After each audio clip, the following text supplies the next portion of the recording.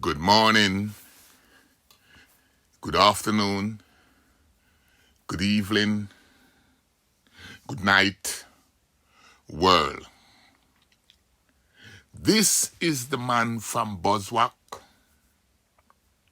JahBunny, better known as the Badass, the Rastafari International Ambassador. Today my broadcast gonna be very unique, and I will try to address the bastard culture that we have inherited over the years. Now, keep in mind that I'm from back a wall. And keep in mind that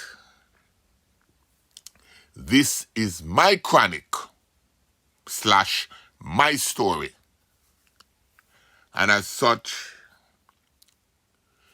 this story is to set the record straight, mainly regarding Jamaica sex culture / jacket culture. Now, this is a generational problem, meaning that today, this bastard culture have become so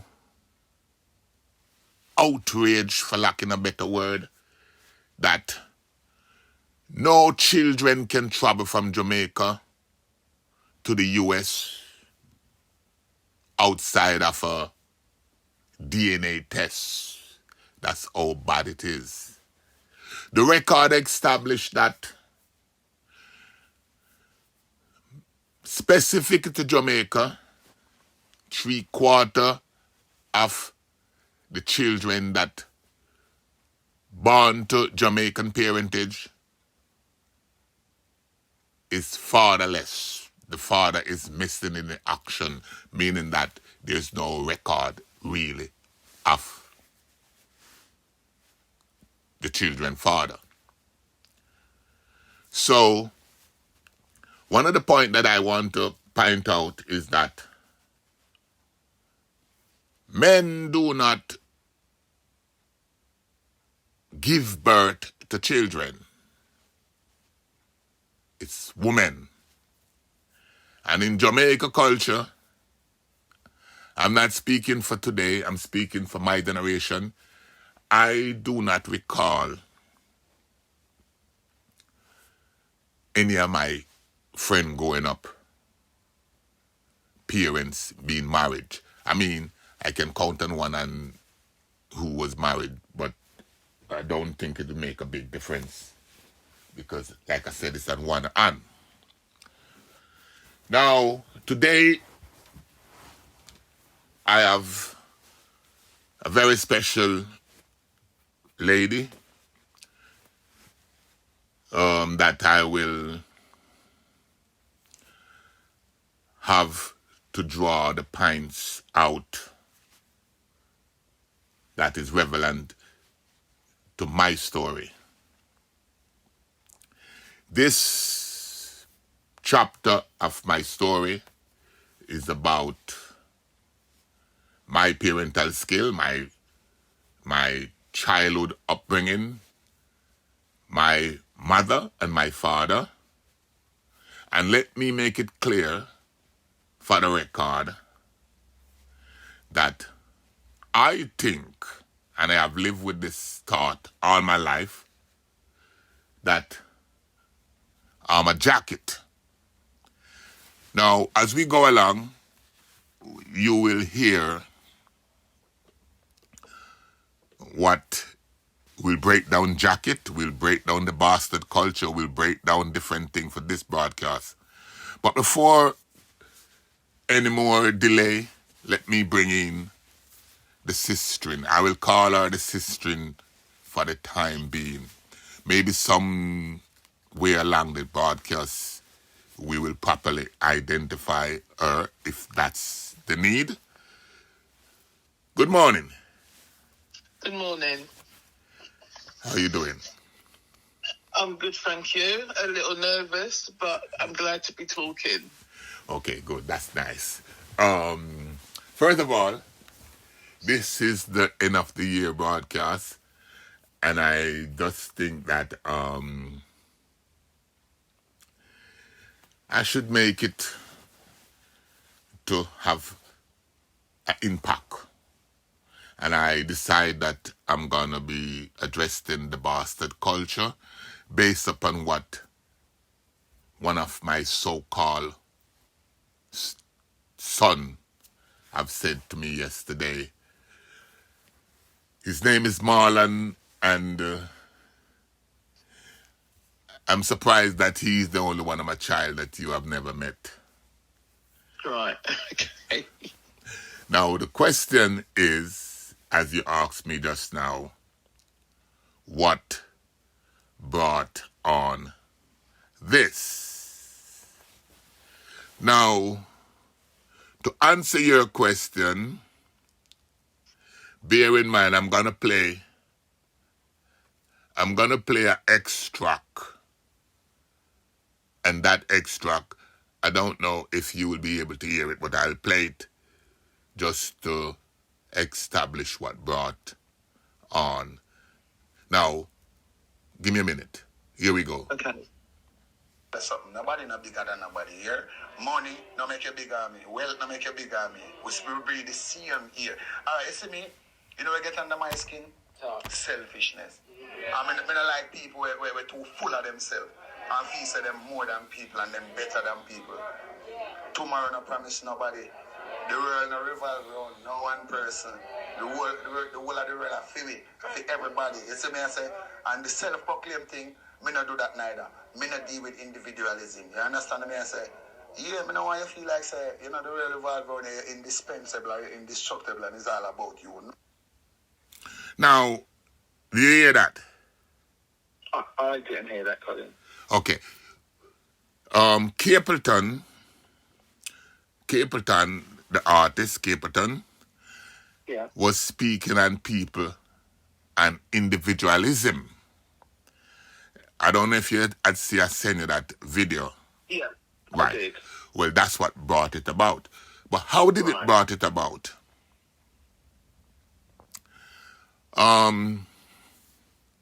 How did this come about? Yeah, because I saw that, but I didn't understand why the messages that your son sent, why that all came about, what triggered those messages. Okay. So let's lay a foundation for the background of how we reached to this juncture.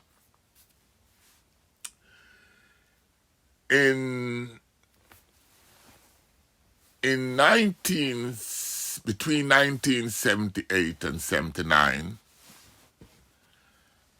I had 3 women pregnant at the same time here in the UK. Okay. And I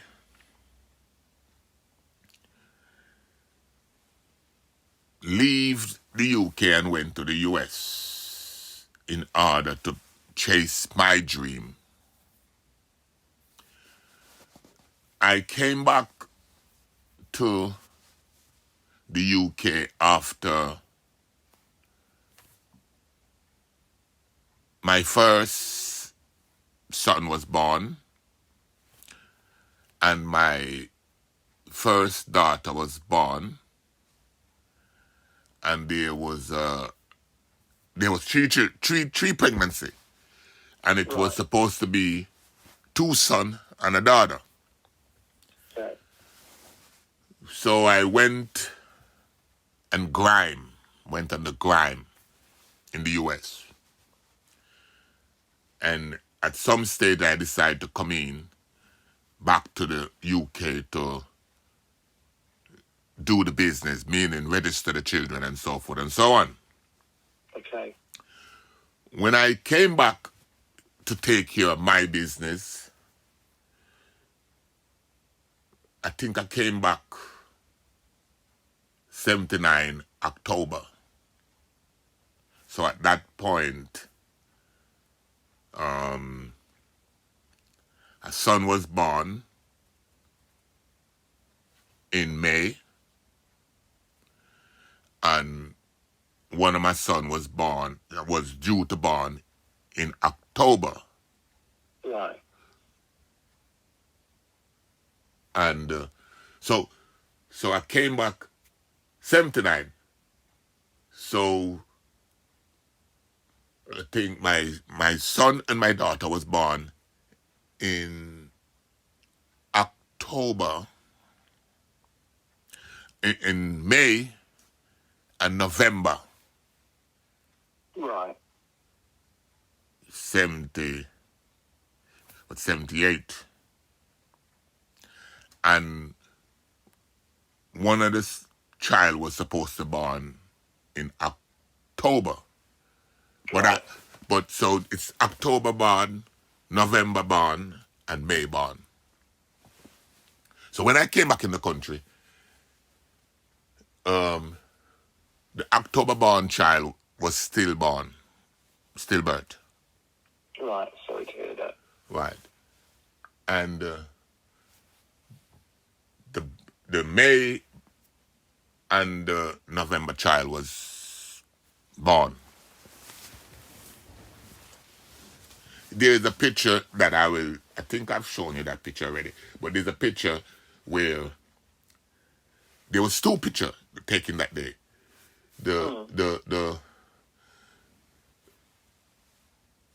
My son and my daughter, mom, I took them to meet each other that day. Right. When I came back. And both of them went shopping and left me with the two child. And when they came back from shopping, they find me sleeping in the front room with the two babies, one in my right hand, one in my left arm. Right. All three of us were sleeping. And one of the mother took a picture of all three of us sleeping. That picture, I think there is duplicate copy of that picture with my daughter mother. She still have, because she's a archive kind of person. Right. Okay. And she sent me one of the picture while I was in America, and that picture got lost in the mix. But then, when I wake up, I put the two babies to sit down together and took a picture of them too. I still have a copy of that picture. Yeah, I've seen that picture. Right. Now, I came back, like I said, to register the babies, and somehow I was to fly out back. I think the same week I came to the country, I was to fly out. So I didn't get to register none of the babies. Now, the next time I gonna see any of these baby was, I think, 8 years after. You hear that? 8 years after. 8 years. After, yeah. So, the boy, mother bring him to see me. I think I was at Attica at the time. Right. If it's not Attica, I think I was at between Attica or Dannemora, one of those far kind of place I was. So when the boy came to see me, I took a picture with the boy. Yeah. And I sent to give my daughter that picture to let her know that her brother came to see me. Right, okay. She becomes very disturbed because she was growing up not knowing that she have any siblings. Yeah. So when I sent her the picture of me and the boy, she insists that she want to know her brother. So I sent her the address of her brother.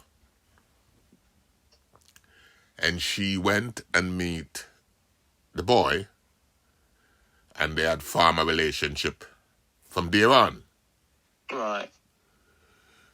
But then she insists that she want to meet her dad too. So her mom brought her to the state to see me too. Right, okay. So there is two pictures. And they both was at the same age. I think they were 8 years old. Right. And she got to see her father at the Gladiator School, better known as Comstock. Great Mother. She came to Great Meadow Correctional Facility to see me, the Gladiator School. Right. And the boy came to see me. I think it was Attica that the boy came to see me. But they came to see me the same year. So both of this child, they do things similar at the same time in life. Right, okay. Now, so that's the first time both of them see me, was 8 years Right. after. But then, we had correspondence over the years until my release. So, both of them get to see me again when they were 15, 16. Right. Right. Today, I can see what my incarceration impact, how it impact on them. It's clear to me how it impact on them. Yeah. Now, what brought this about? When I came back to this country, in time at a stage when both of them was getting ready to break away, for lack of a better word. But I came back. Well, they would have been late teens. Yes. Right. So I came back and I was able to grip the girl because I came back to her mom. Right. But the boy, he was already, I think he had already break out because he had spent X amount of years in Jamaica. Right, okay. So he had to pick up that Jamaica culture.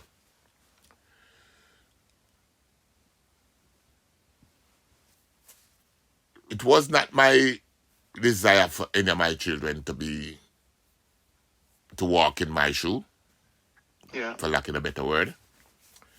But somehow, he went on a robbery. And he went and robbed a travel service in Slough. And after he robbed the travel service, he went in an off license and he bought a Ribena. He drank the Ribena, threw the Ribena container in the rubbish, got away with the robbery. 3 weeks after, the police in Slough come and took him out of his bed. How did that come about?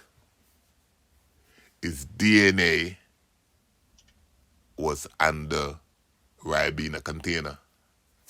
Right, okay. So that's where he was first affected by DNA testing. Do you think that all that was due to his time in Jamaica, or Yes, yes, his time in Jamaica had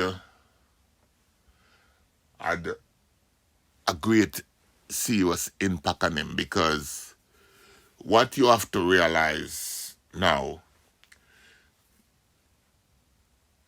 Jamaican women, especially from the so-called garrison, if you hear words that you don't understand, have me to break it down. right? Especially from the garrison. Jamaican woman, and I'm saying this now not lightly, not to offend anybody personally, make a disclaimer. If what I'm saying does not apply to you, then keep on moving. I am not in a position to label all Jamaican women. Don't know nothing about all Jamaican women, but I'm speaking mainly Bacawal woman. So I know about Bacawal and I know about the culture of Bacawal. I'm an expert on that. Now if I lie, me I tell you, no come in my comment and tell me say I lie, me I tell. But Bacawal where me come from, everything good, everything bad come out of Bacawal. Bacawal woman raise gangster like how you raise pig and goat and cow and fowl. And this is how gangsterism is cultivated in Bacawal. It make any sense to you what I said just now? Yeah, it does. Okay. It does. So I'm telling you now the impact of my son. My son was supposed to be the counterpart of Dodos, because it's a culture we're talking about now. So my son, the first problem when me go to Jamaica that me find with my son was running with a team of boys that call themselves the Fatherless Crew. And these boys take no talk from no so-called Dan. These boys were exclusive boys, meaning that my team that I was a part of, we were exclusive in terms of we were known as the Wild Bunch. The name itself would tell you who we are. Right. So the Wild Bunch, it was just the Wild Bunch. Exclusive set of boys out of Bacawal that literally do as they please wherever they go globally at one stage. So now the Wild Bunch children is known as the Fatherless Crew. What was sad about it is that my boy was a part of the Fatherless Crew, but he had a father. Which he had met. Yes. So at the time when I came home for clarification, because when I speak about this part of my life, I speak about it as I'm in jungle. But I will be more specific now. At the time, I was living in Sight, which is also an extension of jungle. Now, I wake up one morning and I find my veranda with around 20 boys on my veranda, which was the fatherless team. But somehow, in that team consists of all my friends them that die, children. The sad thing about it is that all of those boys' mother was also my son, mother, friends. Okay. Make sense? Yeah. So, all of these boys' mother tell the son, see the only man there, over there, that is your father friend.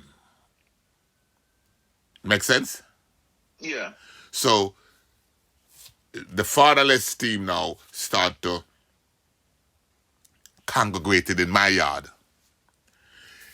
At the time, I have 7 picture album. So most of these boys only get to know their father and what their father looked like by coming to my yard. Right.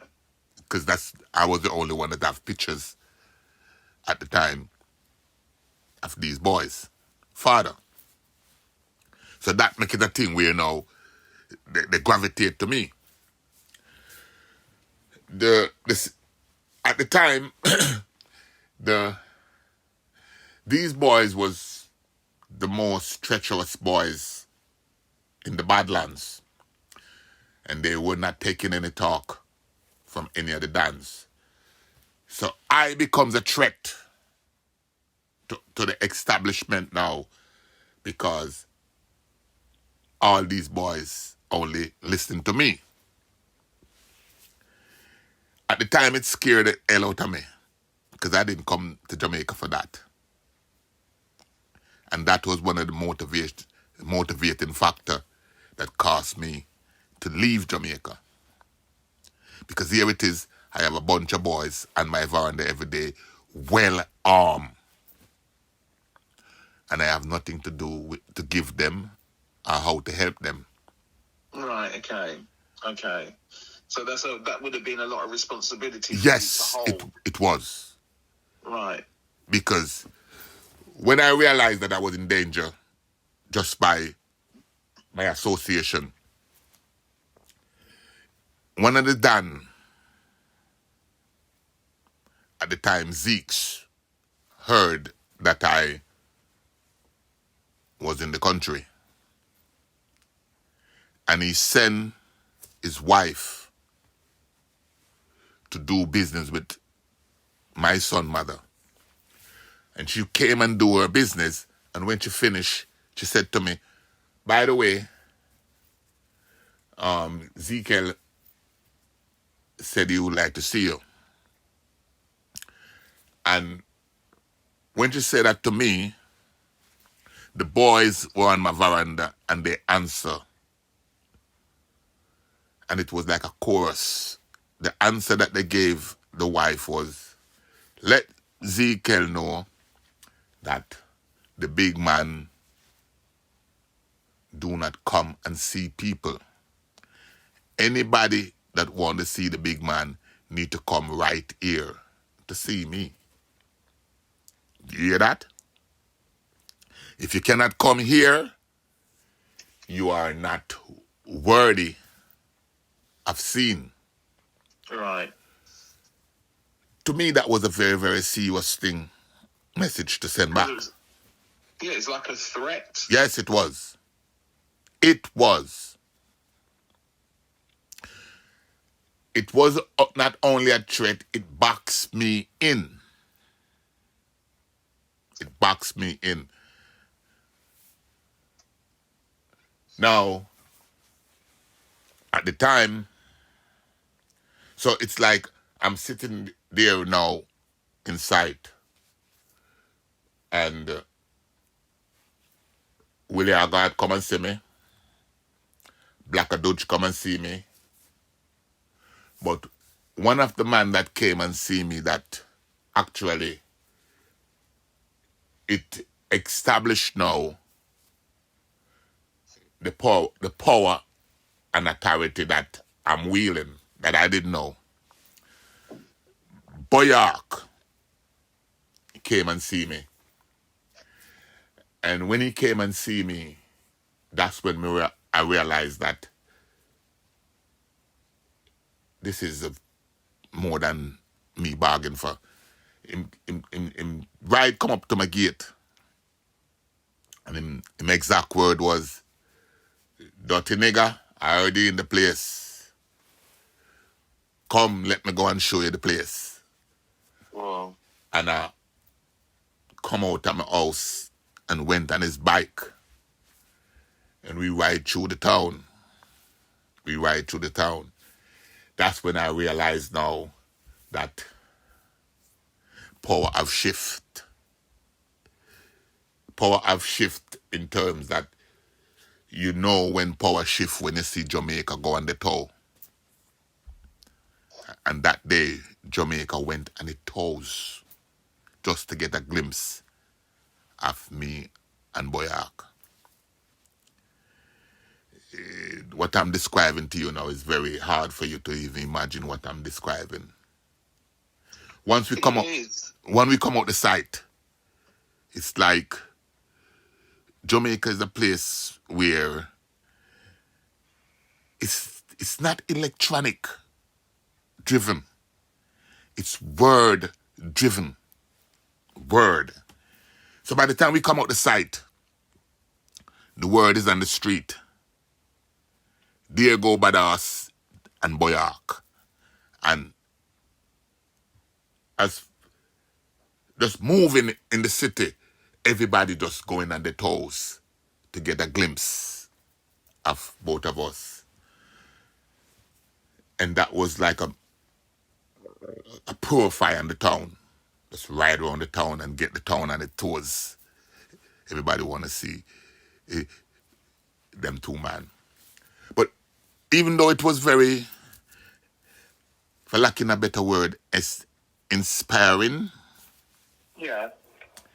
it was also very eye-opening for me because I realized that, oh shit, this is not what I want. The next thing that happened with me and my boy was a very, like I said, his mother was raising him.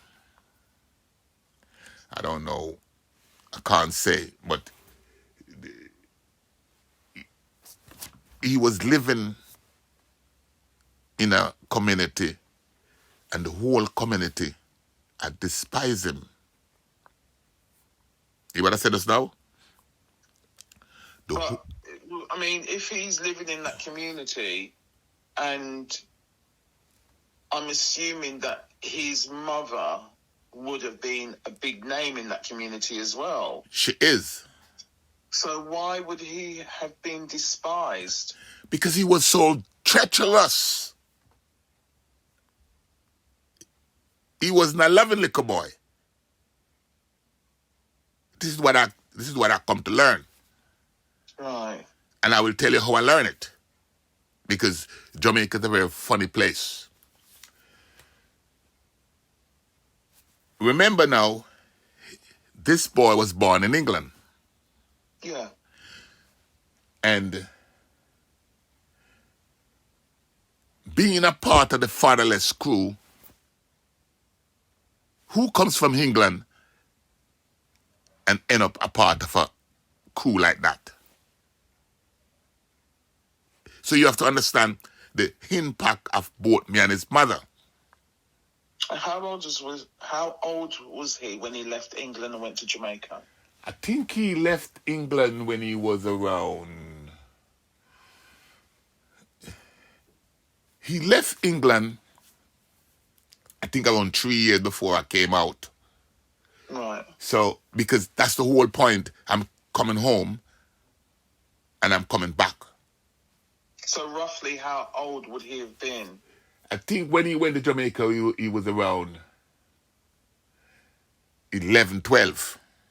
Right, so he was at an age where he could be influenced, Yes.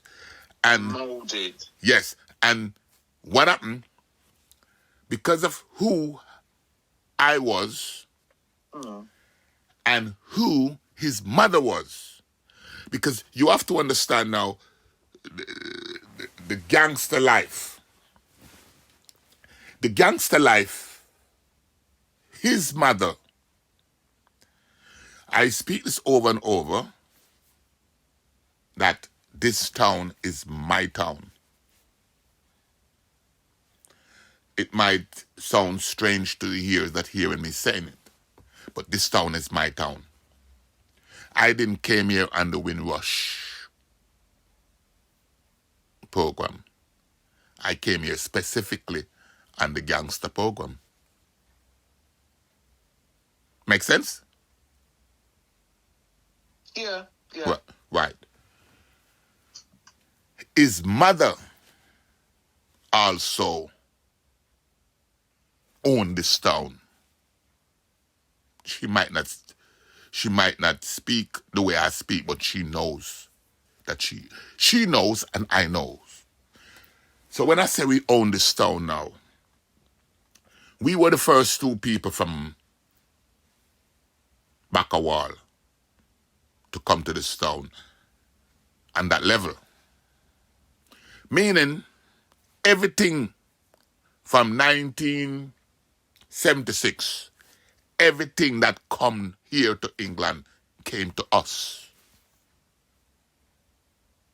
Make sense to you? Yeah, I'm getting it. Meaning that whether you come from Rima, Jungle, Garden, Spangler, wherever in Kingston, when you leave Jamaica to come to England, you have to touch base with us. Make sense? Yeah, it Right. does. So I don't have to go into detail to show, but everything. No. Meaning that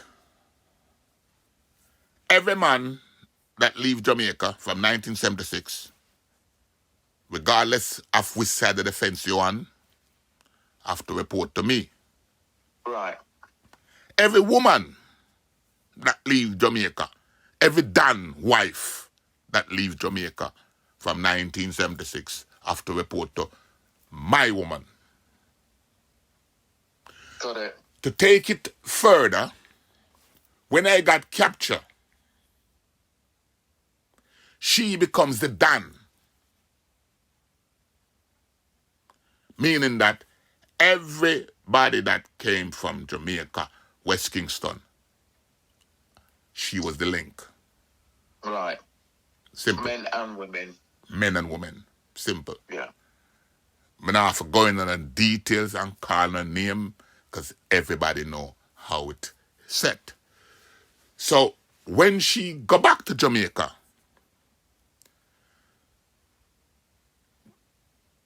everything was provided for her according to how the garrison run. So she was given a house in Jungle next to the Don, because it was in anticipation of me coming home from prison. So now her son was also being groomed for Dan ship. So because he's a part of the fatherless crew, he's been at that age he's been tutor and groom by all done. Make sense? Yeah, it does. So he's a privileged boy. Privileged meaning that he's under William Hart, he's under Zeke's, he's under Dodos, he's under Radcliffe. This is how he's moving exclusive. There's Right. no go era for him. So he's moving between the whole garrison. But how he becomes despised by Jungle, he does things where the community start get afraid of him. Because one, them no want to hear him mad out. See? Yeah. And them no want to hear him father out. Okay. So he's privileged and spoiled. Now, how are you going to know that? When I come home, I wake up one morning, 10 o'clock, and when I look in my room, I'm in bed too. I'm going to make him know, say, no, that can't happen. That can't happen. Me can't wake up a one man at the house. So if me wake up 10 o'clock, me not supposed to wake up and see you in the house. At this age, you supposed to get up from 7 o'clock, go through the motion, and go through my door. Whether you go to school or not, you need to come out of this house by 7 o'clock, like every other children. So my thing with him, me can't force you to go to school if you don't want to go to school. But you can't be in here 10 o'clock with me like normal. Now, one day, him was watering the garden around 2:30. Him a water the garden with the hose. And school over and the kids them a come from school. And each time a girl pass our yard, him turn the water upon them. So I'm sitting in the front room, but it's like somehow me look out and see what he's doing. So when I realize what he's doing, I shout to him and tell him, put down the wood and stop troubling the people them. And him ignore me. I'm going to go out there, take the hose from him, and clap him 2 times with the hose. But when I clap him 2 times with the hose, would you believe it that the whole community clap, and rejoice? Can you imagine this? I can, because it sounds like at least someone's got control over him. Yes. So when I clap him with the hose, the whole community laugh and clap and cheer him. And he becomes so disturbed that him scream that, I'm going to tell my mother, make she put you out. Hear that? Right. And I replied to him, go for her to make she get some of this. See that? And him run off and go down at the arcade for his mother. And when him go for his mother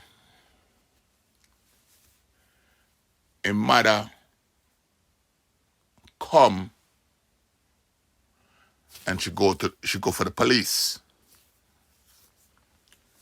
And when she go for the police, she go into the station for the police. But while she run to the station to the police,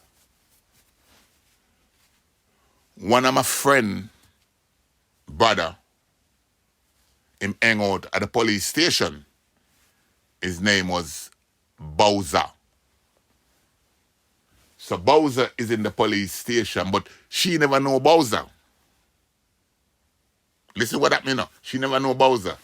So she's in the police station and she's telling the police a whole lot of, treacherousness. She's telling the police that this man come from foreign, live in our house and she can't get him out. And him a text set upon our son. Do you understand that? Yeah. Not my son, you know. Our son. Our son. Right. You hear that? And when she tell the police all that she was telling the police, to motivate the police to come round to get me out of the house. Bowser was there and hearing everything. So when she done talk to the police, Bowser, because Bowser sit down there and hear everything, Bowser know me and know because he was a part of Bowser family. Right. So Bowser was able to tell the police, I pay like she tell officer. And Bowser tell the police. Remember I said Bowser not supposed to know my business like this, you know. But Bowser mean the fact that him know, because back then nothing to hide. Bowser tell the police, say, our baby father. Not only our baby father, I him send for her for go to England. Right. And I come home now, and she have a other man, and she want to get rid of him.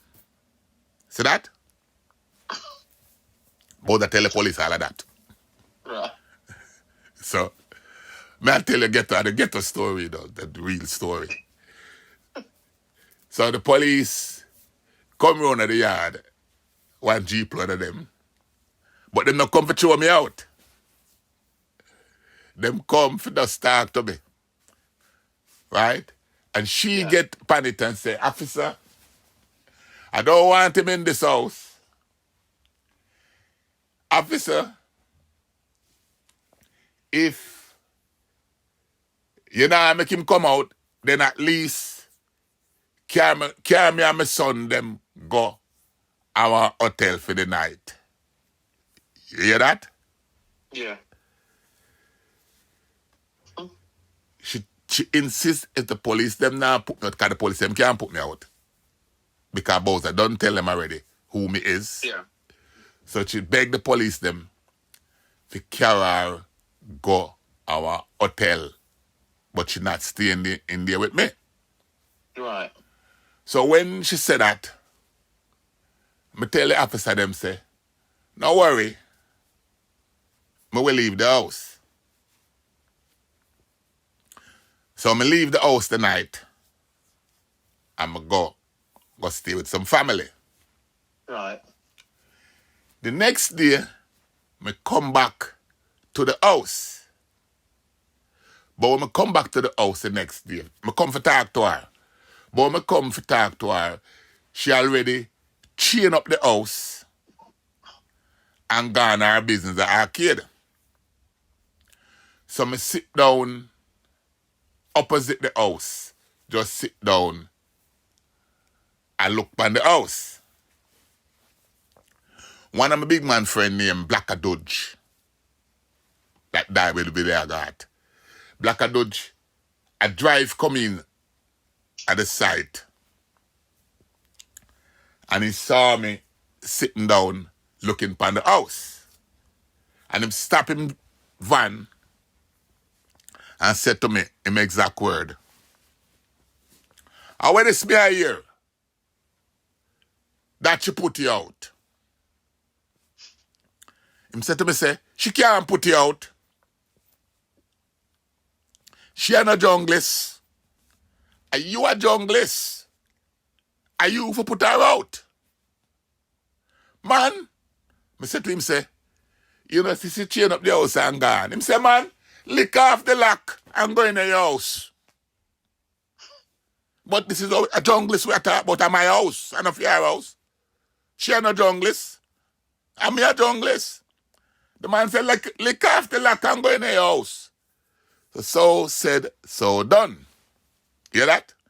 So I lick off the lock. I'm going to my yard, go sit down. I watch TV, me and my brethren, Randy. Now, she left fear people them for watch the house too. So the word reach her, down at arcade say, me lick off the lock. I in the house. You know what she did this time? She go to Central Police Station and she go hire 2 hitman police. Oh my goodness. Now me I tell you how the thing get how it get. Because you want to know how it get this way. Yeah. So she go hire 2 hitman police and me in the house, me and Randy sit down and watch TV. So I see a taxi pull up outside of my gate. And I say, she come out of the taxi and come in at the house. But when she come out of the taxi and come at the house, I see 2 men come out of the taxi and them stand up at the taxi, but them are looking at the house and them are look miserable. But how them are look miserable, I know say them couldn't be no gunman. So I look at them and say, "Oh, no police?" And them say, "Yes, them are police." So I say, if you not police, you can't come and look and go and behave that way. They don't come talk to me if you don't want to talk to me. That was the wrong thing for me to say to them, Adrian. Oh, man. Me literally invite them at the house. When them come in at the house, them pull them arm for me. So me literally get stick up in the house. Right. And them start demands that them want to know where my weapon there. Because that's what she tell them, you know. And them start harass me and act like them want to take me away. So me I tell them, say, officer, I come for move out. And me start, me have my things them pack up in the front room. Yeah. So me I tell them, I me start show them picture now, because she tell them, say she don't know me from nowhere. And me just come there, take set pan her. So, me start show them picture of me before me leave Jamaica and her. Me start show them picture of when she come look for me in America with the little boy. Because she tell him, see me not the little boy father too. Then, you know. Right. And them still I insisted them want to take me away. What saved me that day, my neighbor was the Don, Badach. So, I stay in the house and I scream, "Badach, you have any bag there? I need 2 bags to pack up these things." Right? And Badach come at the wall and say 2 bag, yeah? So, when I go for the bag, I whisper in his ears and tell him, say, some police in the house want to take me away. So I tell him that. I go back to the house and I start back up the clothes them and thing. But when I look again at the wall, I see 20 head. I see 20 head. I look over the wall. I look into the house. The police them make a mistake. One of the police them look upon the boys, the young man them, and said to them, say, Uno no have nothing for go do. Go find something do. That's what the police tell them. When the police tell them to go find something do, the response was 20 rifle.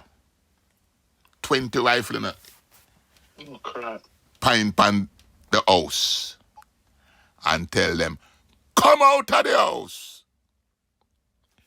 When the man them tell the police them to come out of the house, listen what you can't believe what the police them did. The police them looked by me and said to me, say, big man, talk to them for me now.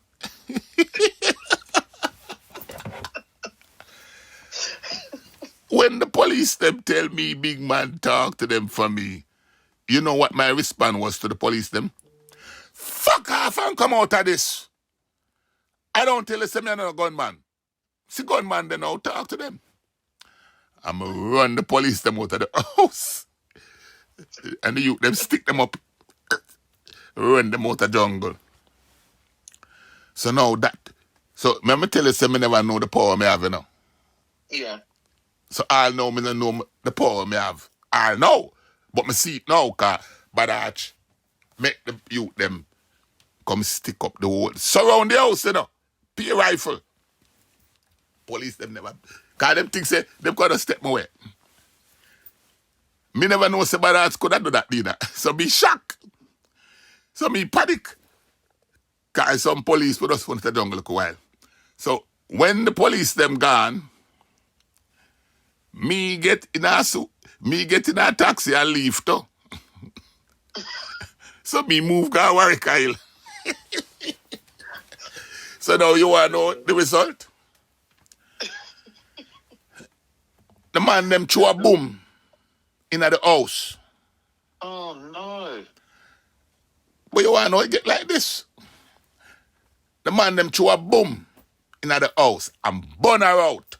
Them burn she and him out. You hear that? Them burn out the whole house. And them burn out the house on the pretense that if badass can't stay here, you can't stay here neither. Right. So them burn her out because them hate her. No. Them burn her out because she come from foreign and never know how the game play. Right. Because she never get the house there. The house is next to the Dan. She never get the house upon fair merit. Because she's a labor right. She come from down a town. She a labor right. And me are the junglist. And me come from up there. So she get the house based on the fact that she was my baby mother. Right. Okay. So, but she get beside herself now because remember say, from me that prison, she had the done. So because she disrespect you, she disrespect them. Yes. So them run her out. But to me, the whole thing was an embarrassment. Right. Because I was away, she a wheel power. Right. Because she thinks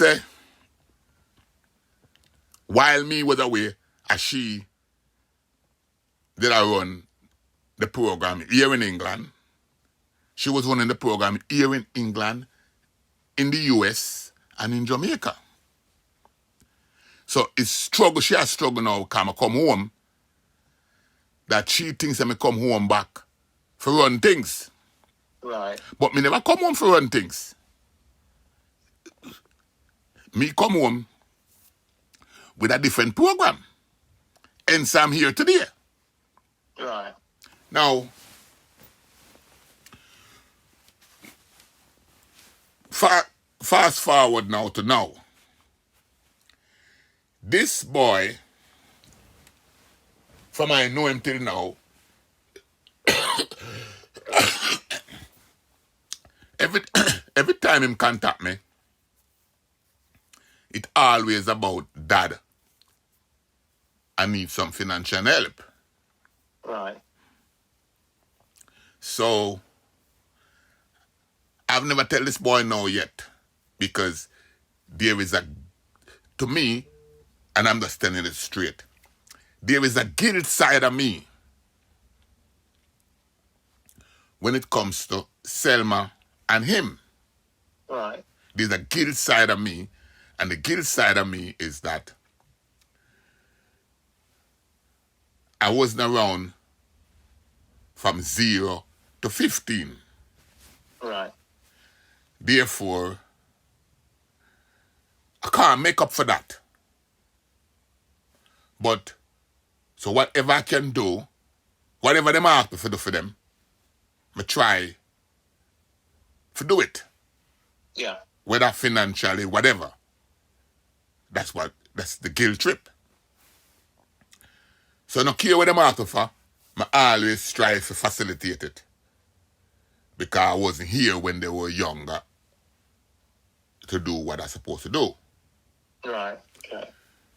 I think they have both misread it and they have milk it till there's nothing more to get from it. In other words, they abuse me. Okay. No, they abuse me. Because you see, abuse come in many forms, you know. No, I know that. I Yes. understand that. So them not fi beat me, them not fi cuss me, them just abuse me. By, for example, I was a normal man working a normal job, and Selma make it where when I work, my whole pay I give to her. See that? That's abuse. Right. Okay. For the rest of the week, I'm mother for just give me dinner and pack lunch for go work. That's abuse. And I've been through that kind of abuse. With him also, him used to afraid to ask me for things. So he would ask Selma to ask me for whatever I want. Another form of abuse. What bring it to this point now is that 8 years ago, he got some money. I think he got 10,000. He got 10,000 pounds, Okay. and he gave his mother 1,000 pounds. Right. But he didn't give me nothing. So 6 months after him get the 10,000 pounds, I knew he got the 10,000 pounds because his uncle is who help. His uncle wife is who help him to get the money. Okay. So, and his uncle and me have a relationship. So the uncle tell me what was happening. Right. But 6 months after him get the money, him call me one day out of the blue, and him said to me, "Dad, I need to go on a job interview and I need a suit of clothes." See that? Yeah, I remember that. Okay. Yeah, I remember that. Right. So I said to him, I said, "Listen, I don't have the money to give to you, but if you come, I can take you to Debenhams and I can make you choose what you want and get you suited and booted." And he came and thought I was going to give him the money. But I took him to Debenhams. Yeah. And while on the floor where he could get suited and booted, all he was doing was looking at the price of the things.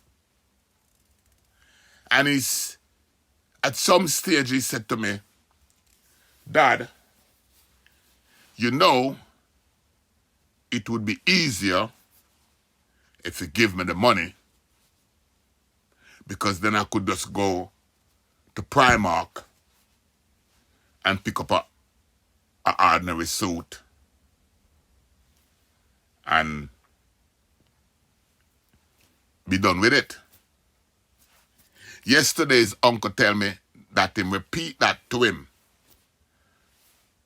And he specifically repeat that when him see the price of the suits them that I was showing him. he was calculated that him could have, if me give him the money for what the suit them cost, him could have go buy a Primark suit and keep the change. Right? So him said that to me, and I said to him, Dad, you know it would be easier if you had gave me the money. And I said to him, but that's the whole reason why I took you here. Because I had no intention of giving you, putting in the money in your hand. As a matter of fact, I knew that you got £10,000 6 weeks ago. So how comes you didn't think about that you have to go for job interview and at least buy 2 suits and put on for your interviews? Yeah. Or even just special occasions. Yes. And in reply and tell me, that is why I have to love my mom, you know. Because regardless, my mama just give me the money. I say, man, fuck off and go suck out your mother and leave me the fuck alone. Go to her then and run him. So from that, he have the ump. He have the ump and he refused to talk to me. So I don't talk to him. Right. But I think after that, he met this new girl and him get her pregnant. So him have a son. The day when him son come home from hospital, I load up my car and me, the 3 girls, Lily and Ivan, we went and looked for them and we all brought present for the boy. We all. So can you imagine? I think it was 8 of us. It was 6 of us. So we all bring a present each. Since then, I've not seen that boy. You hear that? Wow, that's a long time. Okay. Now, I think 2 years ago, his mother called me from Jamaica. And she was asking me for money. Just asking me to help her out, yeah? Yeah. So, her brother was going down, and I tell him to come and collect the money that I was going to give her. But he made it stay too long, so he ended up going without getting the money. So while he was in Jamaica, she was calling me and saying I must send the money, and I don't do send on. I don't post money to Jamaica. So she asked me and off me until she give up.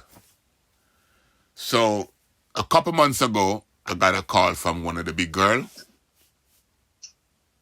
Keep in mind that when I met the mother, she already have 3 daughters. Yeah. So I have adopted all of them.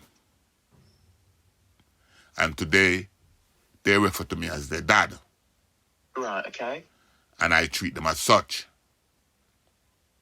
So me and them have a very strong relationship. Yeah.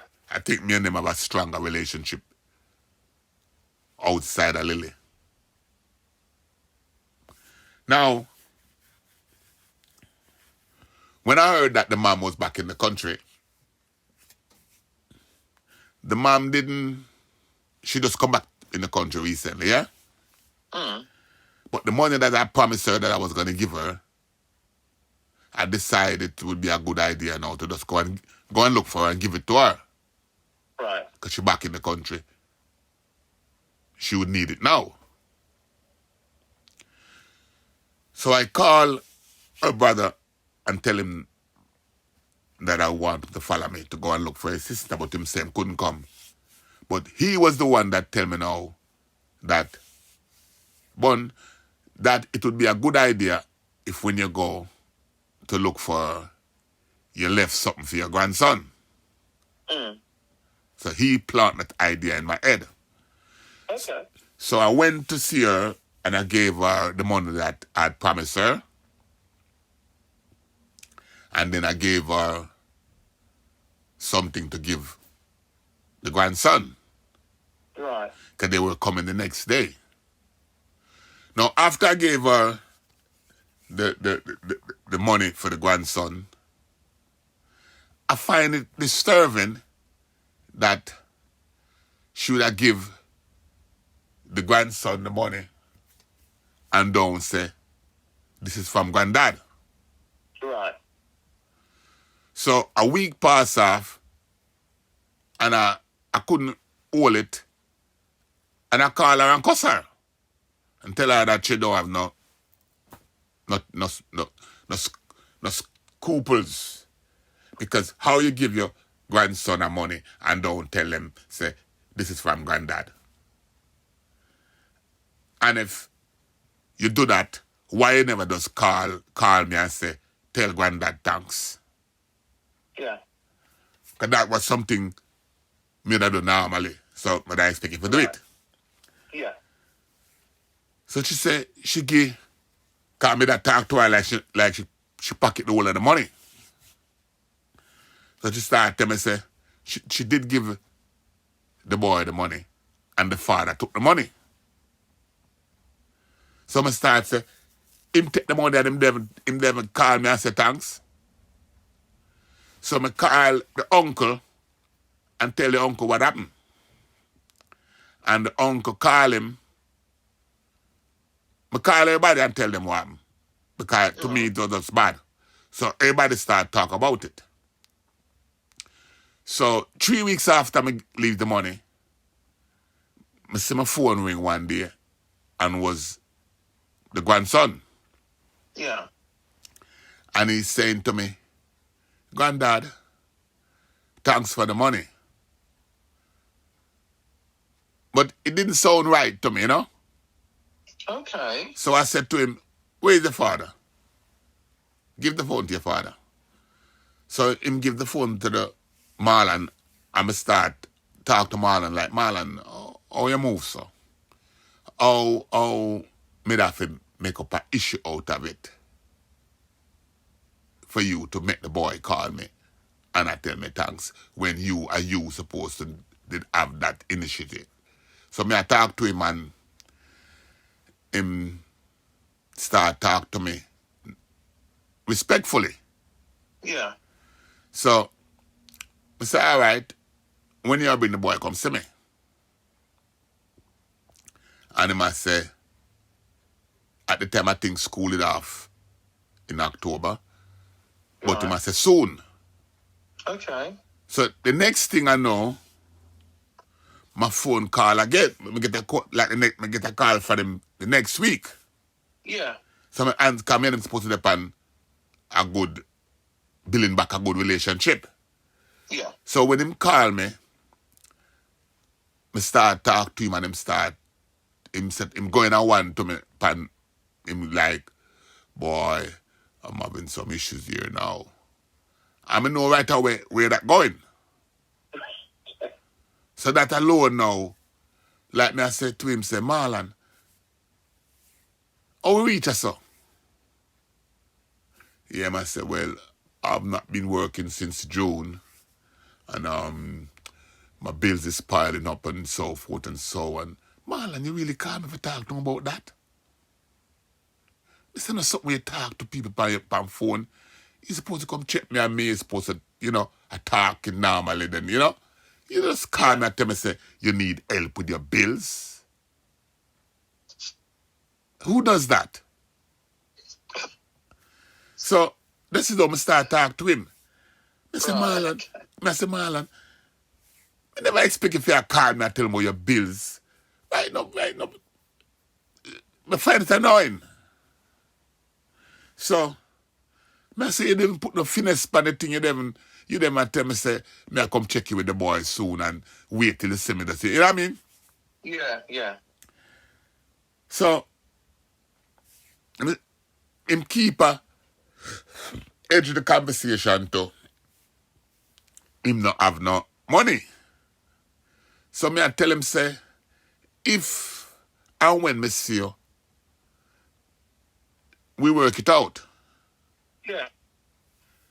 That was the wrong thing for me to tell him. When me tell him that, the next phone call me get, Dad, I'm in Acne. Where the postcode, he might come see me now. What? You hear that? That doesn't make any sense. But this is what I tell you now. So when him send me this message now from a postcode, I ignore him. Because I don't expect to see him by himself. So him start call me. I'm going to answer the phone call. And the more him call me, I'm going to answer it. Him start get irritated. See that? Right. Okay. Then him call Selma. Oh my goodness. To complain to Selma. But when him call Selma, him story changed to Selma. Him call Selma to tell Selma say, me disrespect him and him coming now to have it out with me. Once and for all. You see that? So it changed from him wanting money. Yes.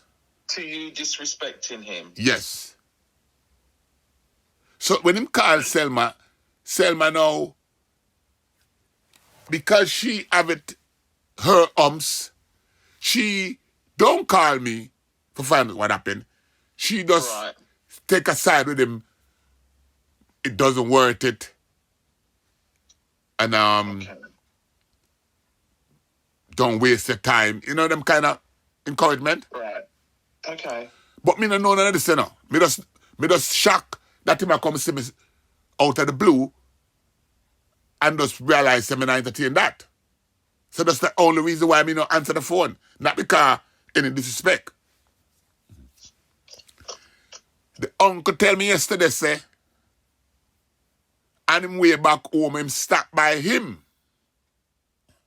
and complain, say, he was coming to see me and me not answer the phone. The uncle say, I ask him, but you ain't Bunny the nothing. How come you just go see Bunny does so? But him now tell the uncle say, a money ma come look for me. Right. Him tell the uncle some other story. So the uncle end up giving him £20. But the uncle tell me yesterday, say, it never makes sense to him that he would have come all the way at me and me nah answer the phone. So the uncle work it out, say, nothing but Bunny I teach him a lesson. Right. That's how the uncle work it out. Not knowing, not calling me to find out what's happening. Him just know, say, I'm Money the boy, they're going to look for him father, man, and father. Knock him out. So the uncle worked that out. But the problem now for me is that when I was going through what I was going through with Ivan, I called Selma. But when I called Selma to talk about me and Ivan, the conversation turned upon me and Marlon. Right. And Marlon Selma start tell me, say, as she stopped Marlon from coming to literally hurt me. And I ask her, what? So when me tell her, I say, Marlon never come for hurt me. Marlon come to get the money from me. Yeah. She said that's not what her understanding of it. is. Right.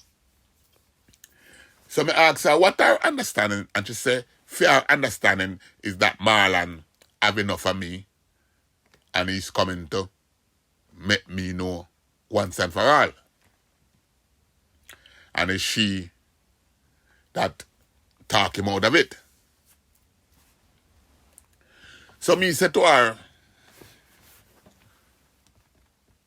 who do you believe? And she said she believe Marlon. So me explain to her that me no owe she or Marlon nothing. So me not have to lie about anything to do with them. Mm. And if I've done wrong to Marlon, I can apologize to Marlon. Because that's how I am. So why would I be telling you that he's coming to get the money from me when I tell you something different? Me say me not try save face with none of her. And she wouldn't shift. Right. So now, she remind me that she have grown up with Marlon all her life. And it was all about she and Marlon. Mm. Just like the center is all about she and the three of them. Yeah. So I say, oh. So nothing that me say will make any sense to you when it come to Marlon then. And she said, basically, that's it. That's it. But now, in talking to me like that, I remember she telling me, I don't know if you remember I tell you this. She tell me that the last time she looked on her birth certificate, it not have no father upon it.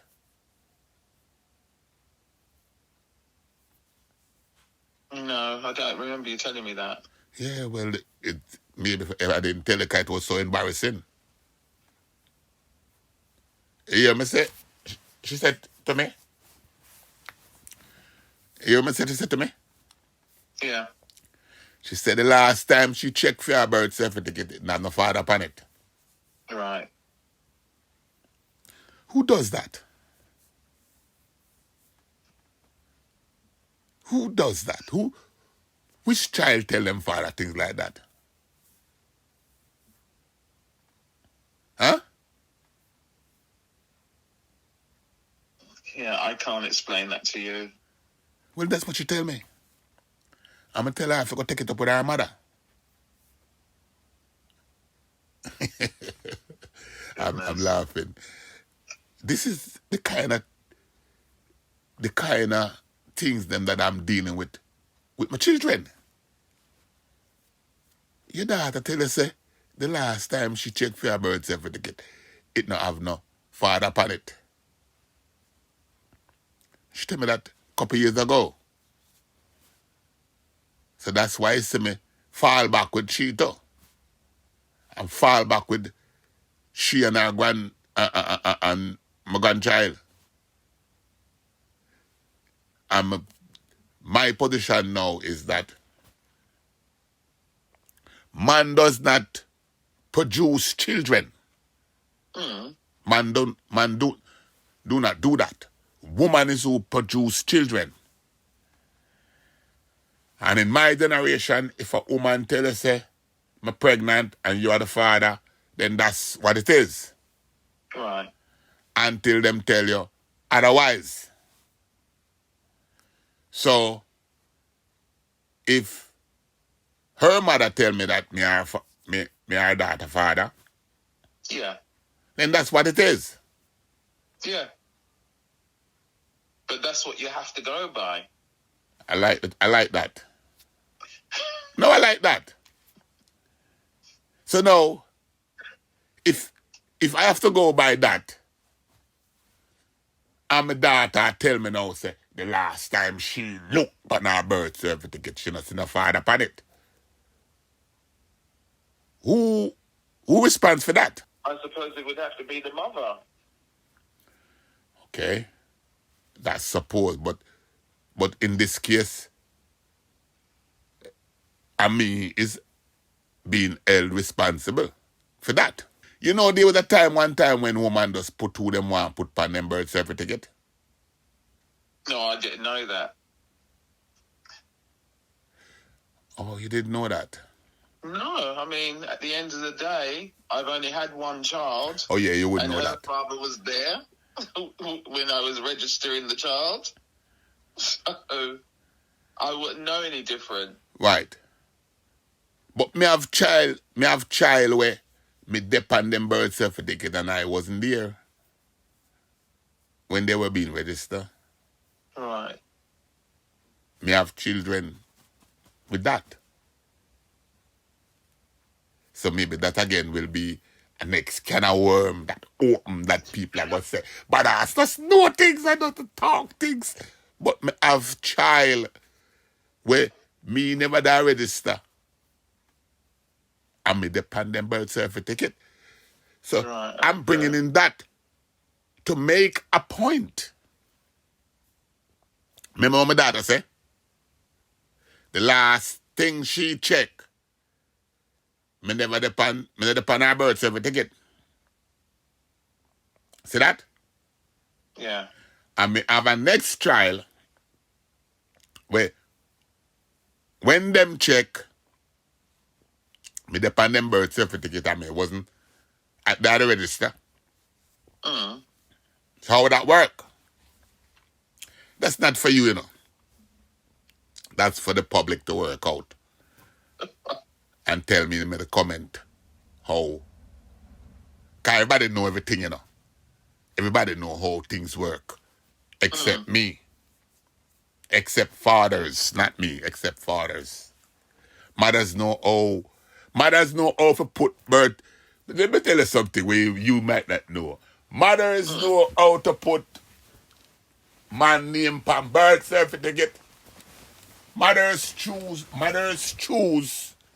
when to put man name on birth certificate. Mothers choose when not to put man name on birth certificate. My son was stillborn and die. Him buried in my name. How that? See? So there is things. Remember, this country is a woman country, you know. So woman know what to do, when to do them, how to do them, how to get them done. So this is what me nah do. Go make happen to me. Me nah go make no Pickney father shame me Right. by telling me no rubbish about you look pan birth certificate and my name to upon it. How you put my name on it? See? When me look pan a birth certificate and my name upon and me wasn't there. So that is one of the issue. The issue again becomes complex more because the boy is now saying that he knows. Did you see that part of it? Yeah. Yeah. So now, So, and my question to you was, at the end of the day, what triggered it? So my next question to you in relation to that is, why would he have that in his head? And the fact that he said he's always home, especially if it was you that introduced his mother to a man that he claims to be his father. you want me to answer that? I would like you to answer that. Yeah, but I'm trying to even process that question. Do you want me to tell you how it come about? Because I can't answer when I feel. I'm assuming that he would have to believe, he does believe that this man is his father, and he believes that you are not. So at some point, wouldn't he had to have spoken to his mother who would have confirmed that, no, you are the father, not this man. So it's like he has this idea. How would he have got this idea into his head and had it there all this time? Okay. Let me tell you. Remember, we're talking about a garrison mother now. Yeah. So let me tell you how I can't give you an answer how him get it, yeah? But I'm going to tell you my summary of what caused that shift. Okay. Up until the birth of this boy, the man that this boy have as his father, like I said, the man,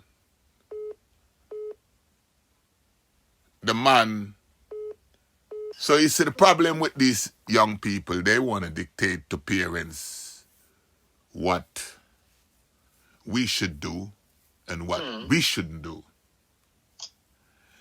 So she want to know why I feel to go alive.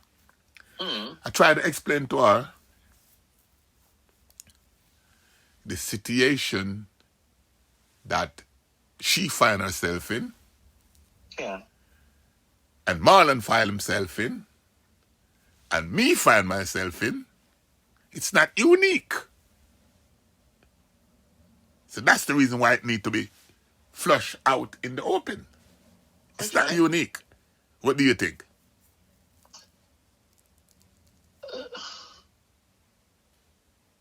I think she has a point.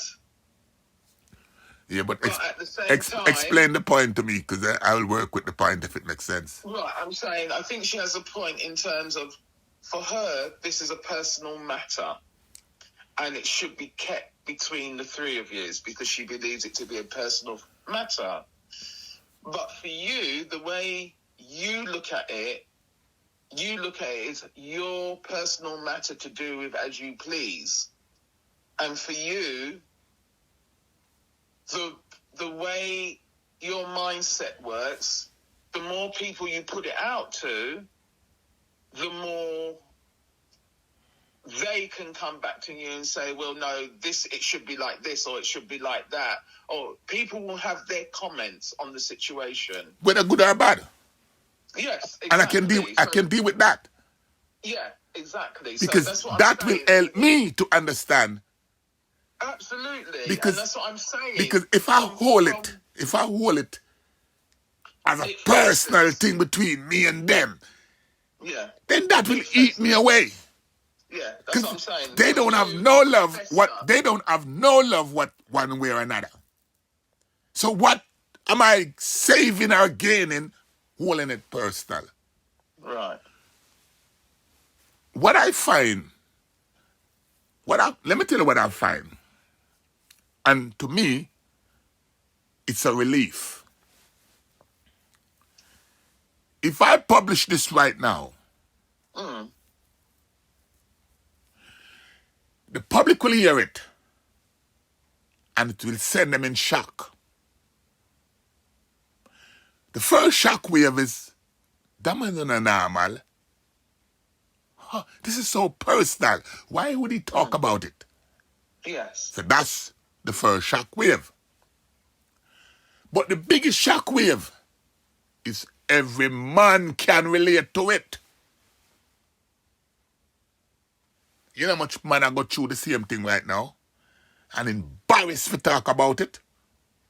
You know what it is for raise a boy from him a 0 to 47 to come tell us say him know him father all along? And him know say you know him father all the years when him a come pressure you to take your things? Huh? That's the thank you get? Even if me know say me and him father, I'm supposed to have finesse enough to keep that to himself. How that becomes an issue today? Because he beg me money to pay him bills. And me I make him know say I'm a big man, him should not ask me for money them way now. See? Yeah. Him can't keep a job. Him can't keep a job. And at 70, me supposed to go and work. Come pay fee bills. And if me did do that, more than a year now, say me and them father. And me for all that. Me for all that now. And live with that for the rest of my life. I'm mourning at myself. And regret and sorry. Me for do that. Eh? That I want me for do. Huh? Yeah, I know where you're coming from. I know where you're coming from, because at the end of the day, as much as they are your children and they are talking to you and they deem it to be personal, it's also about you. It's not strictly about them. The personal side it's from their point of view, but in your personal side is not being taken into consideration. Yep. So, even though they consider it to be personal and you shouldn't be airing it, at the end of the day, it's still your business as well. But they hear it with each other. That's the problem. Everybody's talking about me, how they perceive me. And they don't even know me. Who is to be blamed today if I'm not Marlon dad? I think you asked me that question earlier and we didn't get to answer it. So let me answer that now, yeah? Yeah. Marlon cannot know who him dad is unless his mother tell him who him dad is. Isn't it? Yeah, that was my point. Right. And I think Selma made that point too. Marlon, mother, when I got captured, this is where the devastation is. When I got captured for so many things that I was not supposed to see daylight again. And as such, the kind of woman she is, she wrote me off in that period. Okay. So I wasn't supposed to see daylight again in any form or fashion. So she start reconstruct and remanufacture her life, including his father. It makes sense? Yeah. So therefore, she can't have a man whenever come back from prison to be her father, her son father. So she do whatever she have to do to program that, how she program that. The first time me hear that Marlon is not my son, I never when me outside, You know when me hear that? She had that discussion with one of her daughter. Right. And it's that sister first tell Marlon, because Marlon literally jealous of when him sister them talk about me. And I think one of them sister, him is such a cheeky boy. Why? Let me tell you one of the reasons why Upper Jungle despise him. He used to go around and tell the people in my jungle that JPS, Jamaica Public Service, he used to tell them, say it stand for Jamaica Papi Show.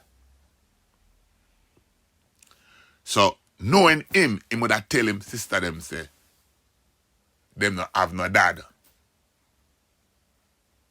And them a claim for him dad. Knowing him, he would do things like that.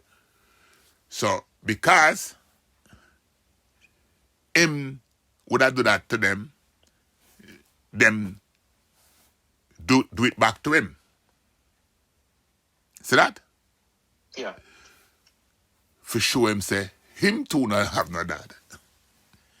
And then, whatever it happened. But for me, and the situation is, I don't think I need to answer whether or not Marlon is my son or him is not my son. Because it's not an issue as we are making it out today, where whether children is biological father is their father or not. It becomes an issue because the US make it an issue in terms of the amount of children that actually end up in the US with the wrong father. Give me a minute. Hello? Why? I think we are in the why stage now. And the why is now, I don't think that I have to prove anything to Marlon, do I? No, not at all. He's a grown man. And if he have a daddy issue, who should he take it up with? His mother, I Yeah. would have thought. Yeah, and I would think that he have done it already. I would have thought so. Right. To come to the conclusion that he's come to. Yeah. So, at the end of the day, we are in the open, we are in the clear. So, Yeah. so if Doesn't need to be any more discussion about it. right, but even though there is no need to be any more discussion about it, that's between me and him. There's no more discussion between me and him. But that doesn't mean now my right to express and expound on it publicly. Who erodes that? Who dictate that? Are you with me? Yeah. I mean, Selma just said to me just now that she asked me why. Why would I want to do that? But the issue, why should not I? It's too wide to it, isn't it? Yeah, I mean, well, there's actually three. Yeah. I mean, because you've got Selma's, you've got Marlon's, and you've got your point of view.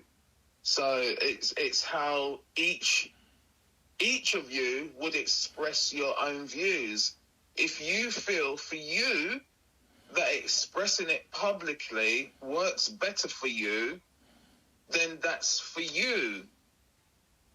But Selma would believe that, well, she believes that it should be a private matter between the three of you and leave it at that. But I don't do private. That's what I'm saying. That's your point of view, and you are entitled to your point of view. The same as Selma is entitled to her point of view, and Marlon's entitled to his point of view. All three of you do things differently. You're doing it the way you want to do it for you. You see the problem that I'm having, yeah? I would make it remain a private issue if these children were more candid and respectful. But they are not. They are not in a sense that the big question, how did this come about? You haven't spoken to me for 8 years. And I came and gave your mom some money, which I didn't owe her any money, but I just give her some money because she's back in the country and need help. And I think for regardless of what me and her go through and all the police calling and all of that, I think she was a good person to me when it was bad. Yeah. So I'm not dwelling on only the bad that me and her went through. Yeah. Because I didn't give her the money because of the bad me and her went through. I gave her the money because she was good to me at some stage. And she did play a part in my life for me to be here today still talking. Yeah. Whether I want to accept it or not, I can't deny it. So I'm just being honest to the best. It's my story I'm telling you now. Them forgot that. It's my story I'm telling. I'm not telling Selma's story. I'm not telling your story. I'm not telling Marlon's story. I'm telling my story. And my story must be factual because there's other people involved in my life. Yeah. So Selma can't question why am I going public. My life should be public while I'm still here to correct any misinformation. Should I allow both of them to conjure whatever them conjure up in their mind? She just admit again that I'm not on her birth certificate, and she knows why. You get me? And he's saying, so this is what them have in common, that they bounce amongst themselves and come to their conclusion. Right. So both of them can deprive me of hearing out because this is my truth. As best you know it. Huh? As best you know it. Yes, this is me. Yeah. It's me an adult here, not them. Yeah. And me meet both of them mother. And me know when me and them mother go through. And me know why me left America. And me know all of that. Them don't know these things. And me did I walk and do me I do when me younger. And me know why me do it. Isn't it?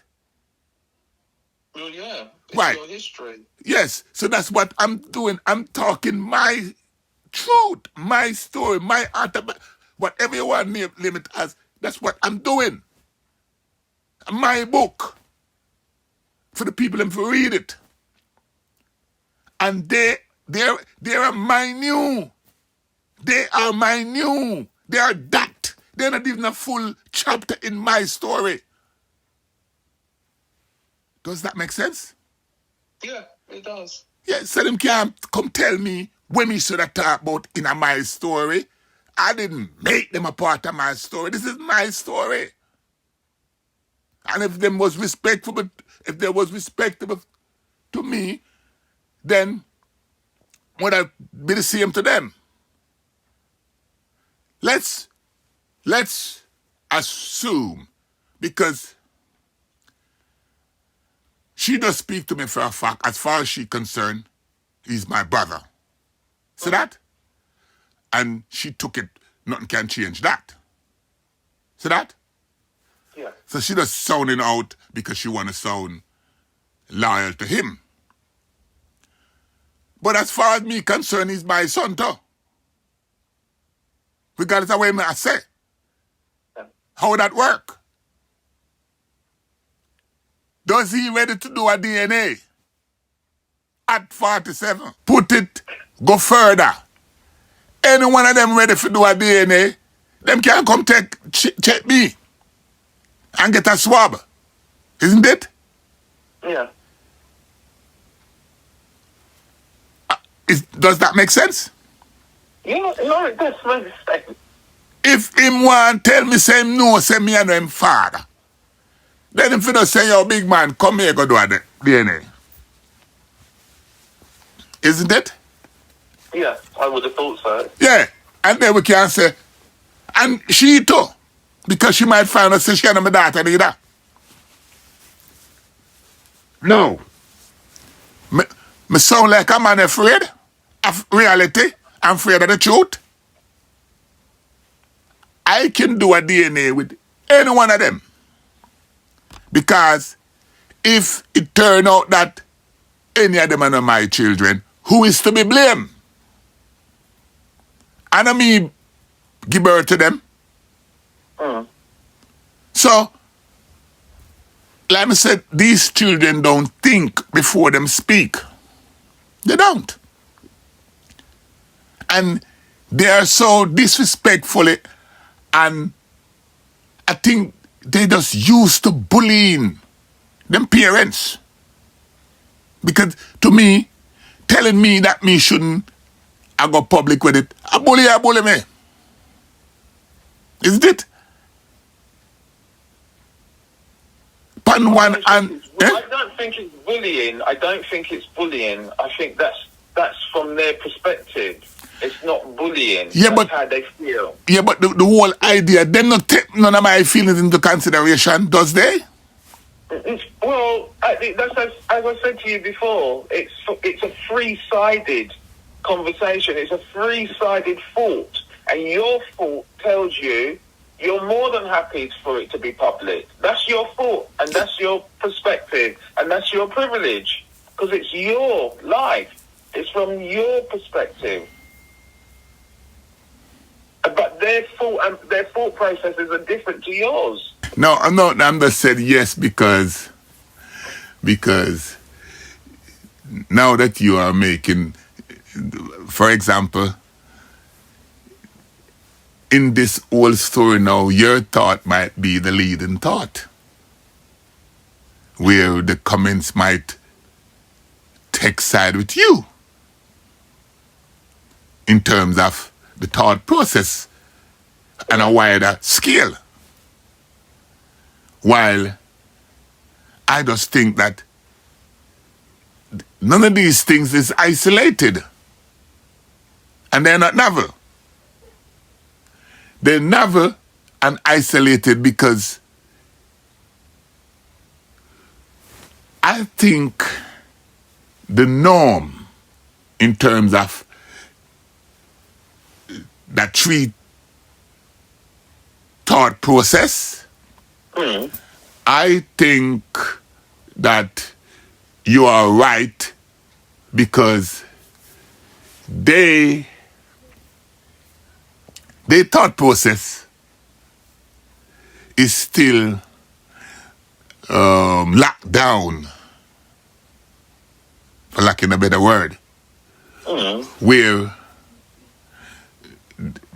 time of change and we are living in a different kind of world where everything now is more in the open. Yeah. So it make no difference if it locked down or it public. Does it make a difference? Not really. Not, you're talking about social media and the amount of social media that's out there and the amount of people that put their businesses out there. They put their business out there. So you've got millions of people that are airing their views and airing their history and airing their present. And everybody is doing it. It's the era that we live in. So, but you'll still have people that don't want to do that and don't believe that if they have certain personal issues going on, they don't want it put out there. They want it contained. And I understand. But in this day and age, it's the norm. It's become the norm to air everything. You know, along that line, what I think that is, to me, there's benefit to it. No, absolutely, because you get other people that will recognize what you're going through and have their comments about it. That is very helpful. Because if me to sit down here and just think, say, I can't get nothing right, all my children think I'm shit. Yeah? Yeah. So, and nothing I did was ever meaningful to anybody's life. That's not a good feeling to have. No. But then if you got someone who responds to you in the and say, I feel the same way, this is what I went through, then it kind of... It heal you. It heal you, the pain. Yeah. And that's what to me, the word that the boy tried to put on me, that I'm very selfish and delusional, I think he's speaking about himself. Yeah, that's what I think. And that's why I'm doing it.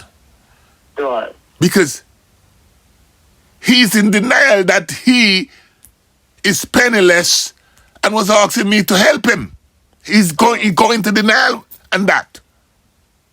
And he went into denial and that with everybody except me, because he can't go into denial with me. Because what the question is, you haven't spoken to Bunny for 8 years. What did Bunny say to you now that make you pick up yourself and go Hackney? Huh? Right. That's the real point that everybody should be looking at. Him claiming him only come and Hackney for tell me mine. Why would you have to come to tell me your mind when you can tell me on the phone, innit? Yeah. So if you wasn't coming... And after 8 years, as you said. And that's what Selma is trying to say now to me too. Because she's still in denial and still believe that he didn't come to get something from me. So there had to have been some kind of trigger... Yes. ...for him to pick himself up and go all the way to Hackney to look for you. It can't just be after 8 years he had a thought and then he came to Hackney. Yeah. There had to have been some kind of trigger. And what was the trigger that made him pick himself up to come to Hackney? But him uncle asked him the same thing. Him uncle asked him the same thing, and it's when him uncle talked to him, uncle said, now it makes sense. Because everybody knows that when it comes to money, he will do anything for money. So if me tell him, say me I give him £50, him is reaching over here in no time at all. Because it's money. Right. So I think we have done a lot just now. Definitely. And I'm going to give you an open invitation too. And that is whatever you feel that you need to know from me that can clarify any issues or anything that you think should be cleared, feel free. And if there's anything that you know how I am already, I will just say things, do things. And if it should ever come to, like, why did you do that, Colin? Why did you? Feel free. I'm open. Good to know. Yeah, I'm open. If it's not only for us, but for Madam. Because at some stage, Madam gonna wanna have answer to, Yeah, of course. And I did speak to her the other day, and I did tell her things that I think that she should know. Right. And I did it from an angle that if I'm not around and she should brace you with these things out of the blue, I expect you to be candid with her. Because if you don't, then you will be hearing, that's not what Dad told me. Of course. Yeah. And I'm just saying this because I try not. You see, if you try to be conceited about the fact, it will come out somehow. So what Selma is trying... does. Yeah, it will come out. It always does. So what they are trying to say, I should keep it private. Yeah, they want me to keep it private to me and them. But there's other people in my life that I speak about things just to be, because there's things that I need to speak about. Mm. Do you know what it is to be all in all these? You know how much things me are holding in my head? You know how much things we need to come out? You know how much things? That's what drives people crazy. Mm. They have no, I mean, an issue that I want to touch on, but I will save that for some other time. Okay. And that's the center and the confusion in her head too. You know? No. But I know this is all this for you is a form of therapy. Yeah, it is. Yeah. I mean, you know what is disturbing to me right now? That you try to call Bunny. And Bunny see you calling her and don't return a call. Does that not rub you wrong? Not really. Not really. Explain.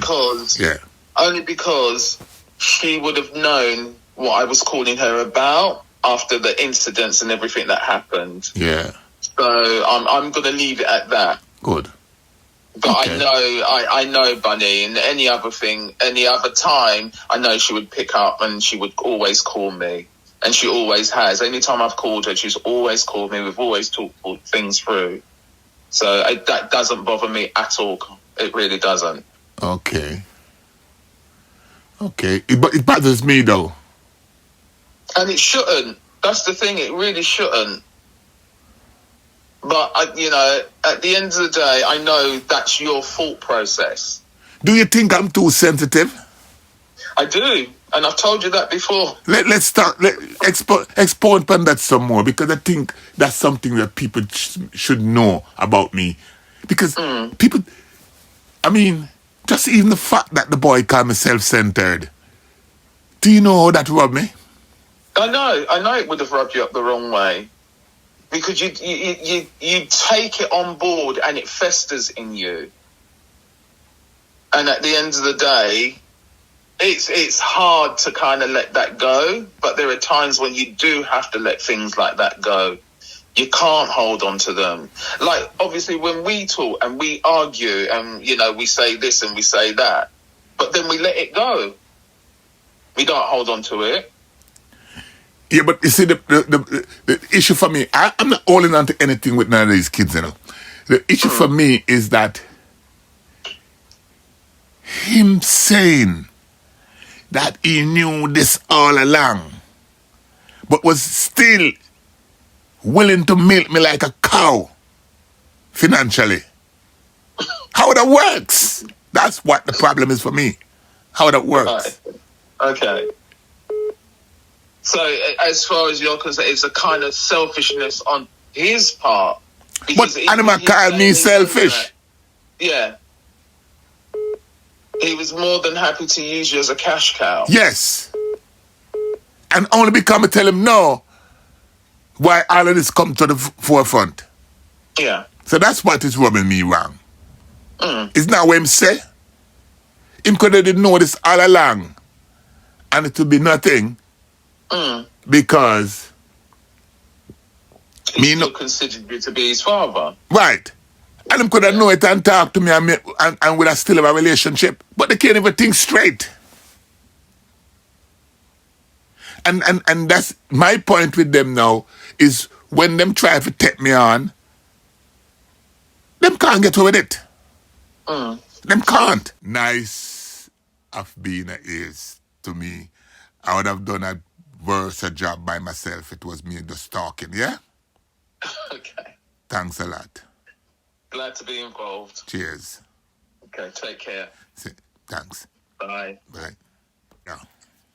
Grown-ass disrespectful kids. Fuck these grown-ass disrespectful kids. You know what's wrong with you all? You expecting too much. You expecting shit that will never happen. You expecting the relationship to get better when it never will.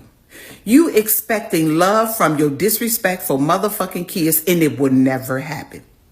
Stop expecting loyalty when there is no loyalty. Stop expecting that one day you will be able to see your grandkids when you would never see your grandkids. Stop expecting things to go back to the way they was because it was miserable for you. I know it was miserable for me. So I'm not expecting a motherfucking thing from nobody. I'm not expecting loyalty. I'm not expecting a relationship with my fucked up ass older daughter.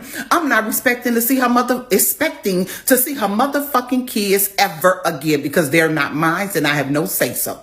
One thing I'm going to give myself permission is to be happy. I'm going to give myself permission to let go of all emotional ties with a fucked up ass person who have put only stories in her own motherfucking mind. I'm giving myself permission under my roof that I'm going to be happy and I'm going to have peace. I'm giving myself permission to let go of motherfuckers who don't mean me no good and never was loyal to me. Stop expecting bullshit from bullshit people. Fuck these grown ass kids and fuck the motherfuckers who don't have my back. Fuck you for Christmas and fuck you for New Year's. Fuck these grown ass disrespectful kids.